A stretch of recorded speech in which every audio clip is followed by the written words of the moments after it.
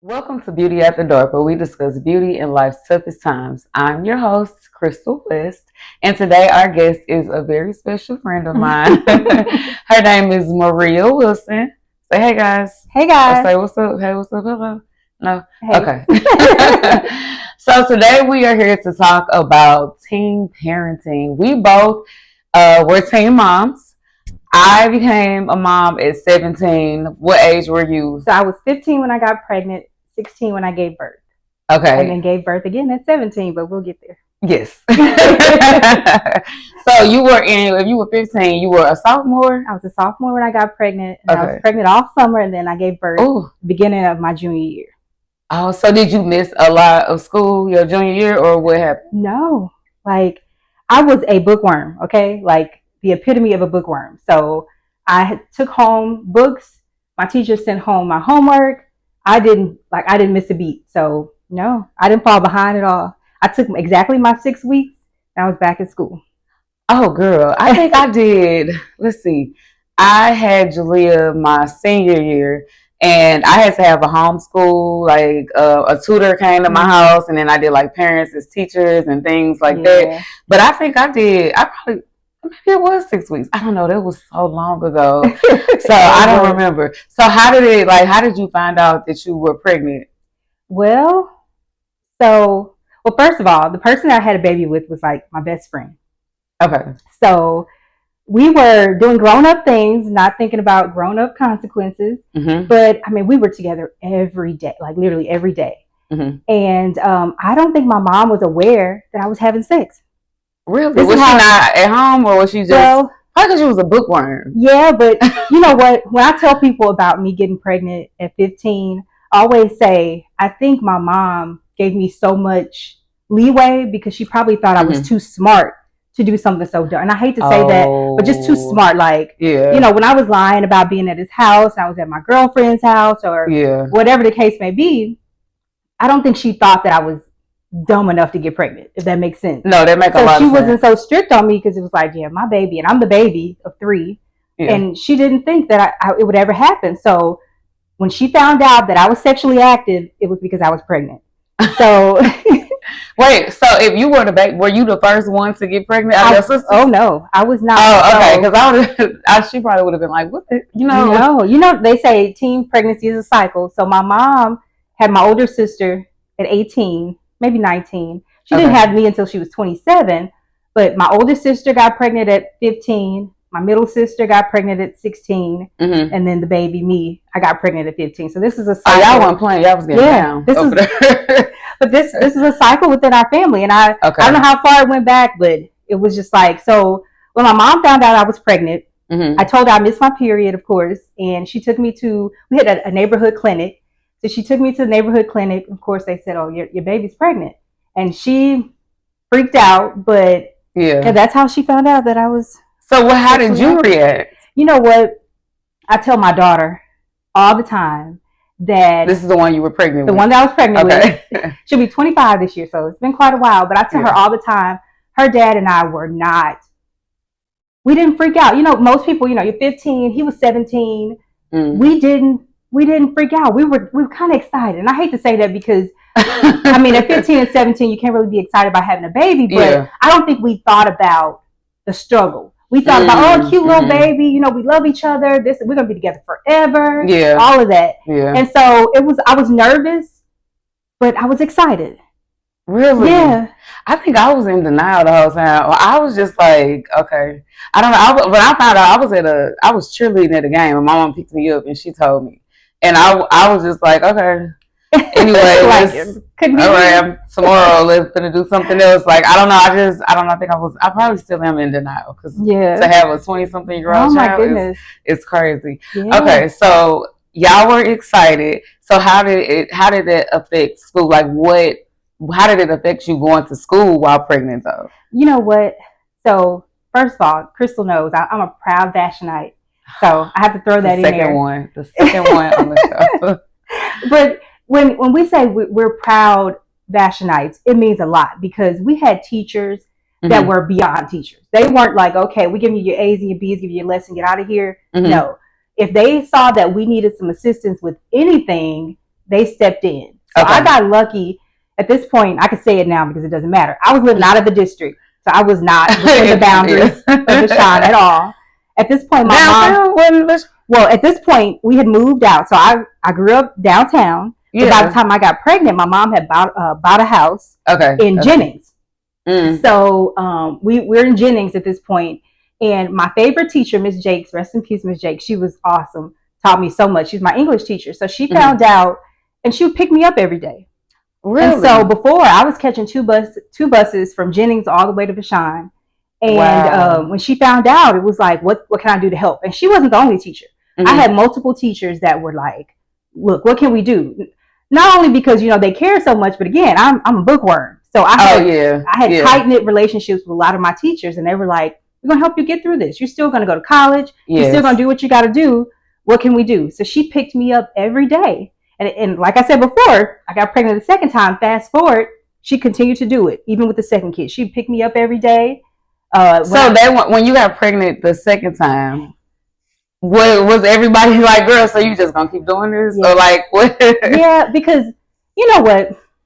I don't know. I haven't had this conversation with too many people, but I mean, you went to a school that was outside of the city limits. Yes. I feel like within the city, getting pregnant became the norm. So it wasn't so shocking, like, oh, she's pregnant. I think when I was in 8th grade, somebody had a baby. Yeah, when I was in 8th grade, a girl had a baby, but it was rare. Yeah. But when I got in high school, it was maybe like 3 or 4 of us pregnant at the same time. And it still, I mean, we knew we were pregnant, but it still was just shocking, like, dang, you pregnant? Like, girl, you pregnant? Like, honestly, Crystal, I think it got to a point, and I can't say this is a Vashon thing, because back then we had an alternative school for pregnant moms. I remember that. We didn't have one, but I do remember like that. Yeah, so it became a thing, and so I can't put a number on it, but we had quite a few girls who got pregnant. So first time around, it was almost like, oh, Maria's another one of those that got pregnant. And then the second time, right? I mean, that's kind of how it was. It was just like so many people, like. So I have so many friends that have kids that are the same age as mine. So we were all kind of like, I don't know. It was just. How did it make you feel with them labeling you like that? I felt a way, mostly because I guess I was just so proud of being so smart. Like I'm top of my class. We had a thing at Vashon where it was like the top GPA in each grade. You were freshman of the year, sophomore year. So I'm freshman of the year before. And then so I come back sophomore year and I get pregnant. So I know my teachers were disappointed. I felt the disappointment. I know my mom was disappointed, but I always had this mentality of, I'm going to show you. I can still do everything that I'm trying to do. Yes. I mean, this is not going to hold me back. But like I said, my kids are a year, 9 months apart. So a year later, my daughter's turning 1. In October, I find out the end of October, I'm pregnant again. And those same teachers that helped me this time, they were like, hold on now. Let's look at what our alternatives are. Like, are you sure you want to have a second baby? And I will say, I gave it some thought. And I would like telling you don't want to use condoms ever. Yeah. I never thought about a condom. I think that was a thing back then. We were doing some grown-up activities. Well, because it was so easy and you had so much help that you weren't thinking about being... You're not the first person to ask me that. And I remember... Really? Yeah, somebody else asked me that, and I can't say that was the case. Because I wouldn't say it was easy. I did have a lot of help. At Vashon, we had daycare on the first floor. So when my daughter was about... So you don't think that's kind of enabling? I don't. I think it's providing resources for a problem that exists. Okay. And there's really nothing that you can do. Like, you're not going to stop teenagers from having sex. You're just not. Right. And you can preach abstinence. You can preach safe sex. But at the end of the day, they're going to go do what they want to do. And then we can't. Clearly. Yeah. They're going to do what they want to do. And I definitely, with my kids, I preach that. Like, come on, wait until you are old enough to handle the consequences of your actions. Yeah. But, like I said, these kids are still going to have sex. I mean, hormones are hormones. They're going to do it. And they're 14, 15, 16 years old. I mean, hormones are hormones. We can't stop them. As much as we preach abstinence, they're still going to do what they want to do. And so I don't think it was necessarily that it was so hard for me or easy for me the first time around. I think it was, I'm still 16, 17 years old. making 16, 7-year-old mistakes, decisions. yeah. Mm-hmm. Well, decisions. Yeah, and mistakes. It was like, you know what? I'm a smart girl, book-wise, but life-wise, I still had a lot to learn. I was still doing some very, immature things. And so made another mistake, wasn't properly taking my birth control. But this time around, like I said, that first time it was like, oh, we're going to help you. This time it was a lot of disappointment, a lot of stares, a lot of whispers, a lot of that. And I can say that I gave it a lot of thought, because I'm like, is this the life that I want? I watched my sisters give birth to kids, and my older sister was kind of like a few back to back, and I saw, life is hard for her. Yeah. Do I want to do this? But in the end, I went ahead, and followed through, and I still got the help. That same teacher from the first time around, she still picked me up every day.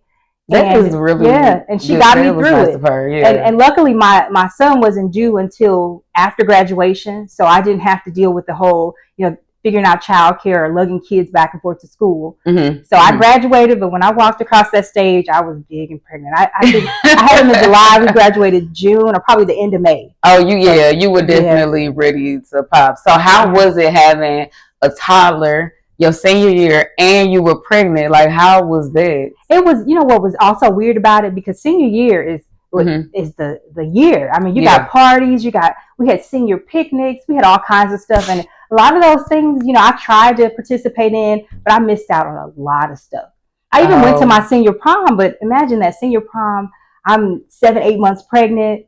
And was your dress cute? Like, it was not. It looked like probably like just a big like sheet. It was red and it had like some rhinestones across the top, but it was just kind of big because So would you want to do it again? As far as like, do you feel like you deserve another prom?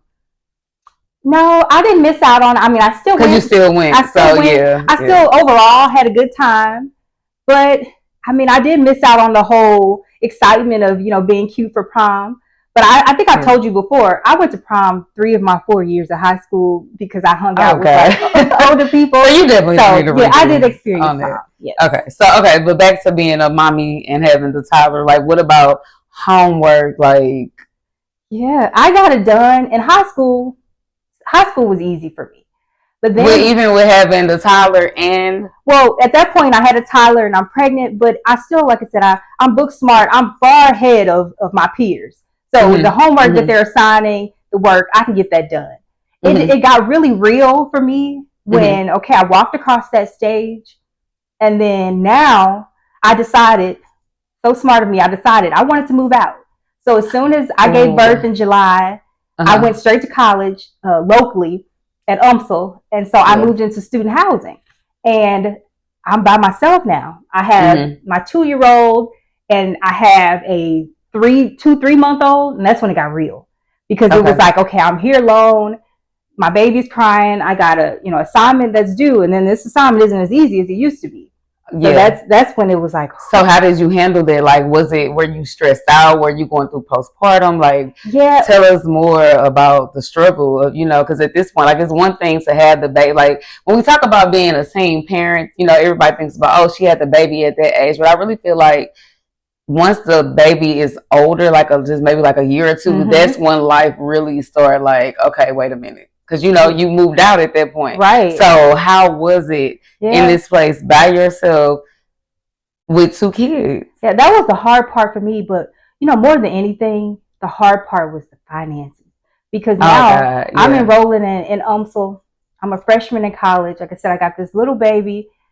Now I got rent to pay. I decided I needed a vehicle because I need to get them back and forth to daycare. And so I made some very unwise financial decisions. So I'm on a full scholarship at that point. Oh, so you had a full scholarship? I got a full scholarship at that point. But then I decided, you know what? I still need to take out loans to be able to cover my rent. I'm in student housing, and they're able to bill it to my student account. And I said, well, I can't work full time. It was impossible to work full time. And I was like, okay, well, this is, at the time, it seemed like the best option. But looking back, it was not. It wasn't. Yeah. But did you have a choice? Like, you had to really, because, people get into, well, younger people, even older, but you get into these situations and it might not have been a wise decision. But at that point, that's all you could do because you didn't have nobody was anybody there helping her with a dad, like no. Well, so not to go too deep into, I guess, the personal part of it, but Right. so my first daughter and my son were not by the same person, and so they were helping, but early on with my son, we had a bit. It was a struggle in the beginning between his dad and I, but eventually, you know, they were helping, but they weren't during the week. It was just me. Right. So they weren't picking it Monday through Friday. I had to get them to daycare, get to class on time. It was just me. And when I say, it was some rough times, but what were the rough times though? Like what? And I can imagine what it will do. Is there any particular time that you remember where you just was like, I can't do this, or like definitely during finals? I remember I don't even know if these are still on the market. This is how bad they were. But they had these pills called No-Dos. Back then. And it was like one pill was the equivalent to like 5 cups of coffee. Yeah. And so I used to pop those things like crazy because it was like, I can't do homework when my kids are awake. And so I had to get them settled, get them bathed, get them in bed. Now I got to stay up and do a few hours of homework. Yeah. So I'm popping No-Dos thinking, okay, this is going to help me stay up.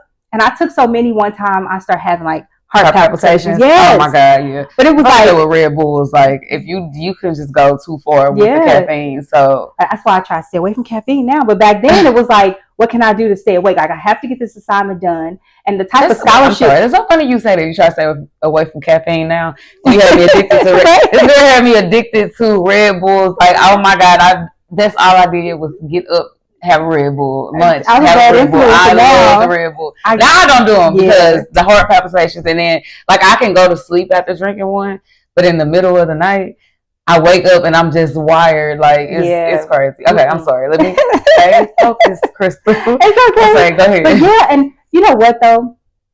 It was hard then. I had some moments where, you know, I had to lock myself in a room and cry a little bit, but I don't think it hit me how hard it was until I got through it.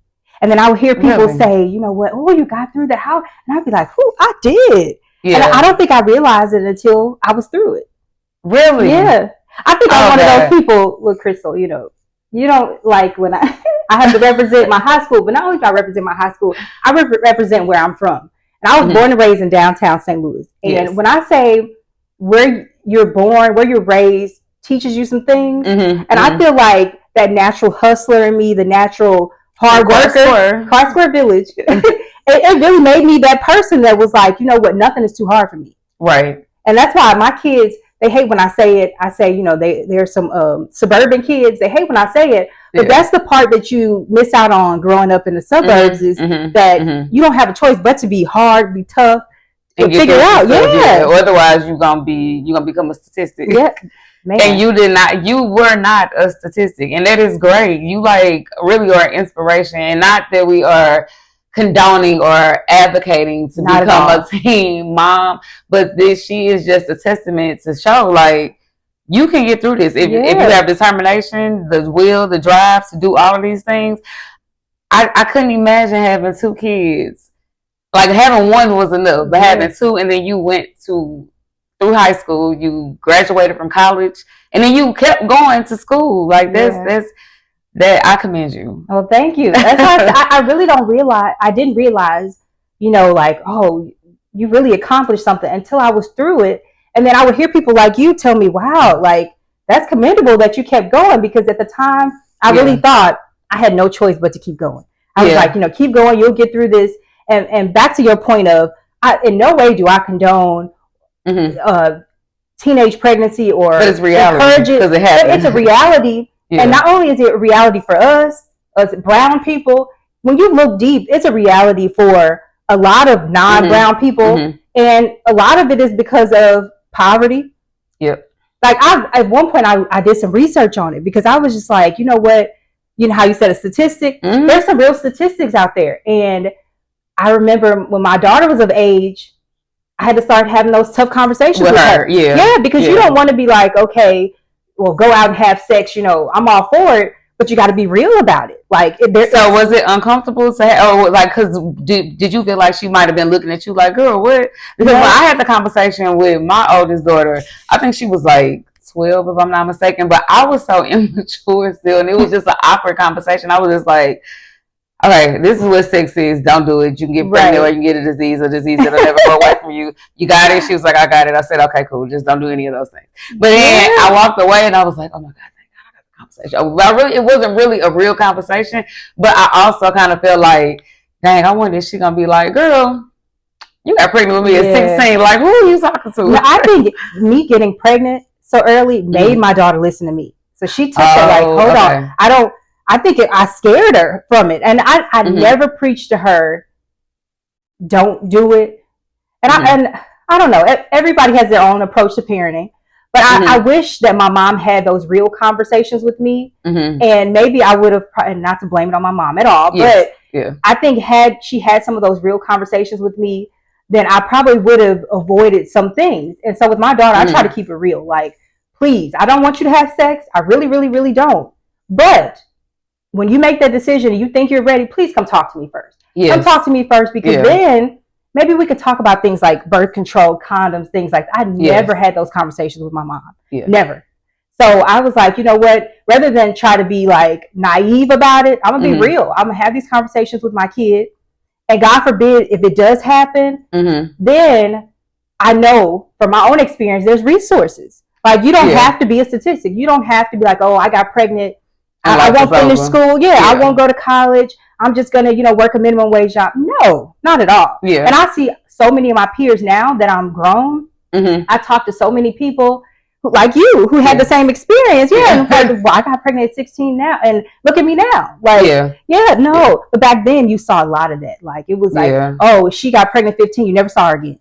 Either she tried the alternative option or she dropped out, whatever the case may be. It was a lot of people though that were doing the alternative option that I knew of, and I think it was an option for me. But my mama was like, because it was a lot of people. My family was really, really close back then. Not that they're not now, but I'm saying back then. So it was a lot of say so over, am I keeping this child or am I getting rid of it? And I don't know what the final decision was. Well, clearly it was to keep her, but I don't know who was behind it. But I know a lot of them were kind of disappointed and hurt when I became pregnant. I know my aunts, Rolanda, because she always told me, like, come to her and tell her anything. So when you said that you wish your mom had those conversations, I actually had those conversations where my aunt was like, no, if you're ready to do this, then you need to do this. We gonna talk about this. It's birth control, They ended up giving me birth control. And I didn't take it. Because I was like, it's gonna affect my body. I'm like, I don't want, and even still to this day, I'm not, I don't know. I just feel like certain things that you put in your body, which is, I don't know, that's a whole nother conversation. But that does go back to the conversation that you had. Right. That goes back to what we were talking about before. No matter what the family does, the mom, the supporting cast, no matter what you do, they're going to do what they want to do. Like, you had that. And that was me. You still made that option, that choice. And that's why I say, we got to say, okay, it's realistic. This may happen. And not that we're condoning it, but just in case, let's make sure we got resources for these girls. Yes. Yeah, so that's why, thank God that Sean had that daycare. Yeah. I might not have gone to school. Like, who's going to watch the baby? My mom was working. Daycare, who could afford daycare? I didn't have a job. So and I don't think kids, teenagers, whatever, I don't think they think about the whole, the money situation, the daycare. Daycare is way more expensive now, but even back then, I was happy to get assistance because I didn't have a job. So when I was in high school, my mama watched Jalea because she was basically like a stay-at-home mom at this point. So she watched Jalea so I was able to finish high school. But after that, I had to okay, wait a minute. I got to get a real job. Yeah. I enrolled in school maybe a year after I graduated because I was still kind of lost. I didn't know what I wanted to do. I didn't think about it. I was always, I wouldn't say pampered, but I was pampered as a kid. Like, everything that I got was given to me. I never had to go out and get a job. I never had to go work. I did it because I wanted to, and I'm not bragging or anything of that nature, but I'm just saying, when it came time for me and I had a kid and I had to really become an adult, it was kind of like, wait, I really got to go to work. I really got to do this. And then you start getting assistance and it's like, well, shoot, I'm getting this assistance. I don't want to make too much money because they're going to take it away. It became like, you become dependent upon the system. But then in my head, I was like, no, I don't want to be dependent. Like, this is good, but I want to make more money. So if I make more money and if I keep a good job, then okay, I'm just gonna have to miss out on all of that. Right. And I mean, eventually that's what happened. But I said all that to say benefits are nice from the state. However, don't become dependent on them. Don't seek your whole, not seek, but don't rely on the system because you kind of, I don't know how your family was, but even not just family, but friends, people was like, oh, girl, you getting some stamps. It was like, that's the thing. You want to know what, though? What? My pride never allowed me to get like food. You didn't get none of that? Oh, child. So what I did, now I'll rephrase. Okay. I didn't do like the food stamps or like the monthly money or anything like that. Okay. I did take advantage of the assistance with childcare. So I did the food stamps, I did WIC, and I did the child care. And I say people around me were, it was like glorified because they're like, oh, you can get all the milk, let me get a gallon of milk. So me being who I am, I love helping people. So I'm like, oh, I'm gonna get this milk, I'm gonna give people milk. It was like exciting to me, but after a while in my head, I'm like, I can't be dependent upon this. I can't keep getting excited about this. Like, I want more out of life. Now the daycare assistant, thank you, Jesus, for that. But the stamps, and I'm not even gonna lie, if I could still give them to this day, I would. I look back like, dang, I really want me some stamps. But I don't know. I'm saying all that to say, don't be dependent upon a system. If you have a baby, use that for your help at the time. But once you start elevating in life, definitely let that go. Let that portion of it go, because you don't want to be that same 17-year-old at 35 and you sitting here getting stamps and you've hindered yourself so much. Right. Because after you make so much, you can't get all of that, and you don't want to be that person where it's like, well, I'm just going to keep working this job so I can just keep getting these stamps. No, you want to elevate, you want to grow, you want to show your kids it's more to life than this. You want to do so much better in life. So, but what were you gonna say? I'm sorry. No, this is about you. No, but when you're talking, I know you make a point, and I don't want to forget what I'm thinking. But as you were saying that, that's what happens. And when I mentioned the cycle, that's what happens, because it's like, this is as good as it gets. So, you're getting the stamps, you're getting assistance, all of that. Okay, you're living it up. You never think beyond that, because, and that's why the cycle continues, because it's just like, okay, great, she's doing okay. But then, thank God, I don't really know what gave me that mentality, but I always wanted more. So, like I said, I saw my sisters go through it, and I was like, you know what? That's not enough for me. I want to still go to school. I still want to get my degree. I still want to go and get some high-paying corporate job. I don't know what my dream was at that time. Yeah. But then I also want to make sure that my kids are not living, or they don't have to have the upbringing that I had. They didn't. I'm gonna say that. Yeah, and that was what kept me going. Yeah, like I needed that motivation. To be like, you know what? While I love Car Square, that's not the place that I wanted to raise my children. That's how I felt about the North. Yeah, it was like being over here. I love it. This is what made me who I am. Yeah, but there's more to life. There's more to life outside of this little. Because like I said, I grew up in downtown, and that was all I knew for a long time. And teen pregnancy, amongst other things, that was just that was the norm. Yeah, it became a norm. Yeah. Well, I mean, you are here now, and you doing the thing. And she had another baby, y'all. A long time after the first two, I had another baby, and it's such a different experience, because now I'm not worried. While I'm not rich by far, I'm not worried about the finances part of it. I'm not worried about a lot of the things that I had to worry about when I had the first two. It's like being a new parent all over again. And it's such a blessing, though, because I feel like I needed to experience that as a parent. Like, I love being a mom, but it's like two totally different experiences. Yeah, you were a different person than you were back then. When I was 16 and 17. Yes. All right. So do you have any advice that you would want to give anybody that's going through what you went through, having a baby? Maybe there could be a teen watching this that is pregnant now and already has a child. They could be in your same situation. It's a lot with social media right now. We didn't have that back then. Right. So now for them to see all of these things, what encouraging words would you give them so they won't be distracted by social media? Because, they might look at that and it just changed their whole mindset, and they won't have that determination. It might be determination, but it'll be to show off rather than to actually give my kids better or give yourself better. Oh yeah, definitely. I know a lot of people, there's a lot of negatives about social media, but there are a lot of positives as well. And there are a lot of positives as far as your reach is much further than it would be when we didn't have that. So we were limited to, what our aunts and our teachers or whomever, what they knew. But now with social media, use that to your advantage. You can look, if you find yourself in this predicament, okay, you can't go back. You made a bad decision, but now you're here.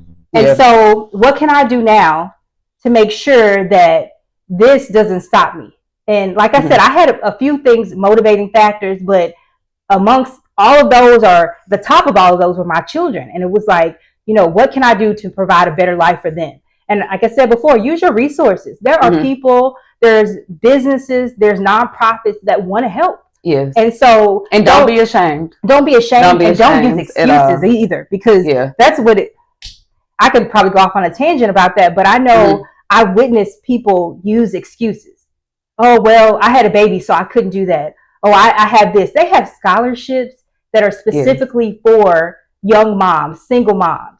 And while school is very expensive, financial aid, it runs out. It only covers so much. But use those resources. Use that internet. Use that social media to look up those. Look up those scholarships to get you to go to school. And I say this to a lot of people now, because I had to learn this the hard way. I know college isn't for everyone, but use those resources to pick up a trade, get some type of training after high school. Like you can get through it. And I'm a living testament. You can get through it. And I think the biggest thing that I did was use my resources. Yeah. All right. Well, y'all better use y'all resources. But speaking of resources, our sponsor is 318.com, and we have something special for you.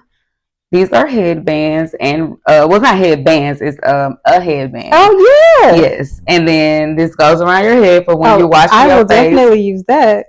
Or taking off taking off your daggone cord, taking off your makeup. So you'll put these on just like this and put this around you, and it catches the water and everything. And I always say, because it's nasty, but it's not, because it's your stuff, but it's just the residue and less you have to clean up. Thank you so much. Yes, so that is from our sponsor. So thank you for coming on the show today. And I just realized, y'all, I'm sorry, let me put this down.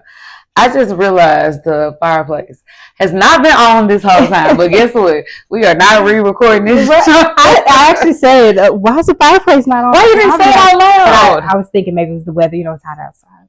No, it's beauty at the dark. That's the ambiance, the feel, I don't know. But oh well, it's over with now. So, all right. So thank you, Maria, once again for coming on to the show. Take this with you. I will put the link for those in the description, and also my dress that I have on today that also came from them as well. But thank you guys for tuning in to another episode of Beauty at the Dark. Always remember that even at the darkest of time, beauty still shines. See ya. Say bye.